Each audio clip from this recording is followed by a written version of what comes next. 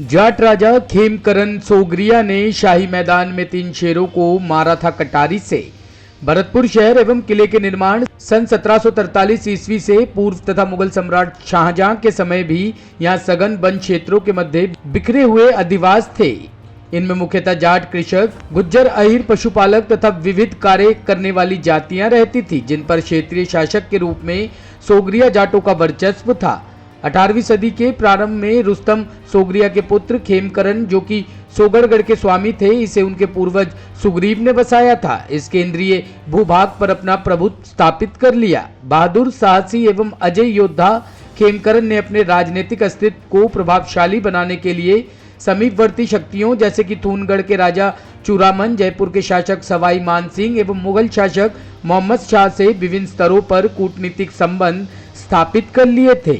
मुगल शासक ने खेमकरण सोगरिया की शक्ति एवं जनसमर्थन को स्वीकारते हुए दिल्ली से दक्षिण के शाही मार्ग को सुरक्षित रखने के लिए खेमकरण की सत्ता को वैधानिक मान्यता के अभाव में भी स्वीकार कर लिया था। उसे समस्त भूभाग से राहदारी एवं लगान वसूल करने की अनुमति प्रदान कर दी, क्योंकि इस भौगोलिक दृष्टि से दुर्गम क्षेत्र में बलशाली खेमकरण सोगरिया को शासक पद से वंचित करना संभव नहीं था। खेमकरण एवं चूरामन ने स्थायी सैन्य व प्रादेशिक समझौता किया तथा दोनों ने मिलकर मुगल सम्राट का राजनीतिक स्नेह प्राप्त कर लिया।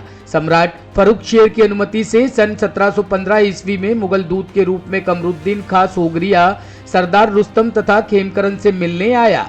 इस सम्राट की ओर से खेमकरण को बहादुर खां की उपाधि भेजी गई तथा उसे समस्त काठेर प्रदेश का वैधानिक स्वामी मान लिया। यह उपलब्धि खेमकरण के उत्थान का प्रथम वैधानिक चरण था।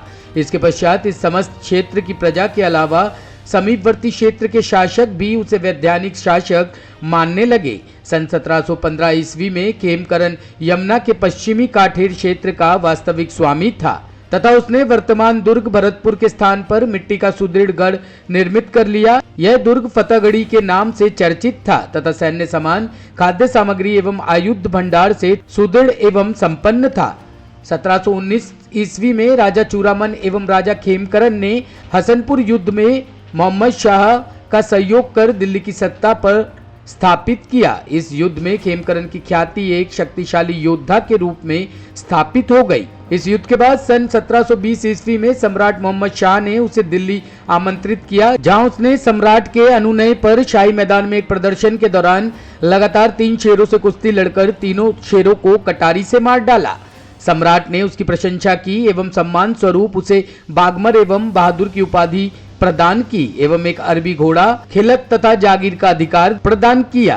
खेमकरण की शक्ति एवं रण कौशलता का जब जयपुर के सवाई जयसिंह एवं दिल्ली का मुगल बादशाह लोहा मानते थे। जयसिंह ने भी उसे जय सिंहपुरा दिल्ली छावनी में सम्मानित किया। उसके पराक्रम के कारण मुगल हरम में सन्नाटा छा जाता था। उसने विधर्मियों से बहन बेटियों की सतीत्व की रक्षा की तथा अपने अधीन ब्रज क्षेत्र में उसने जजिया कर नहीं लगने दिया, जबकि यह संपूर्ण भारतवर्ष में लागू रहा। खेमकरण चक्राकार तलवार चलाने में प्रवीण था। उसने अपने जीवन काल में अनेक युद्ध राजपूतों, मुगलों, पठानों एवं आक्रांताओं से लड़े। उसने अपनी तलवार से सभी को लोहा मानने को विवश किया। सभी में सफल योद्धा रहा। 17वीं 18वीं शताब्दी में उत्तर भारत के राजनीतिक परिदृश्य में क्रांतिकारी भूमिका निभाने वाले अप्रीतम योद्धा खेमकरण सोगरिया ने स्वतंत्रता, धर्म, संस्कृति तथा मानवता की रक्षा के लिए मुगल सल्तनत से लंबा संघर्ष किया। उसने सम्राट आलमगीर से सशस्त्र संघर्ष, जाजऊ युद्ध, सम्राट जहांदार शाह से सामूगढ़ युद्ध और राजपूत नरेश जयसिंह से युद्ध, थूनगढ़ी की रक्षार्थ युद्ध, ब्रज क्षेत्र में स्वतंत्र राज्य स्थापना के लिए आजीवन संघर्ष किया। हर बार विजयी रहे। दुर्भाग्यवश धोखे से 21 जुलाई 1733 ईस्वी को इस वीर प्रतापी शासक की मृत्यु हो गई। 18वीं शताब्दी के मध्यकाल की इस दुखद घटना से ब्रज प्रदेश का एक रणबांकुरा वीर योद्धा खो दिया। ब्यूरो रिपोर्ट, टीम जाट संसार न्यूज।